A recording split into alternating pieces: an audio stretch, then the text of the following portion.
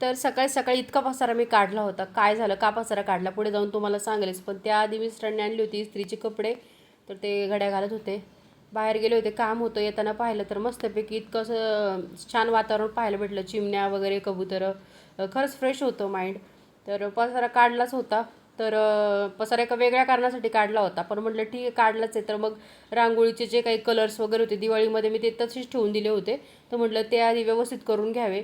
तर ह्याच्यामध्ये होत्या पंत्या वगैरे, तर पंत्या वगैरे म्हणजे फुटत नाही अशाच बॉक्समध्ये ठेवले. तर मग मी इथं हे दिव्यांचं वगैरे हे सगळं आज दिव्यांची दीप अमावास्या होती त्यामुळे दिवे वगैरे सगळे काढून मस्तपैकी घासून स्वच्छ वगैरे केले होते. त्यानंतर तुम्ही बघू शकता मी अशा प्रकारचा सुंदर असा दिवा बनवलेला होता आणि मस्तपैकी संध्याकाळी केली दीपपूजा. म्हणजे दीप अमावास्या होती तर दीपपूजन करून घेतलं.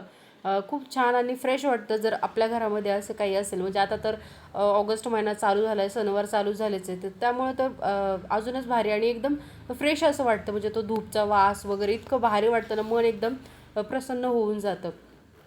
तर आज मला इथं मुलालासुद्धा ओवाळायचं होतं. लहान मुलांचं औक्षण करतात असं म्हणतात, तर मुलाला पण ओवाळायचं होतं. म्हटलं चला त्यासाठी ताट वगैरे रेडी करून घेऊयात. तर मग मी आता इथं ताटाचे पण रेडी करून घेतलेले होते. 5 दिवे मी असे मस्त या आकारामध्ये बनवले होते. त्याला ओळून वगैरे घेतलं. पहिल्यांदाच तो इतका शांत बसला आणि पसारा याच गोष्टीसाठी काढला होता.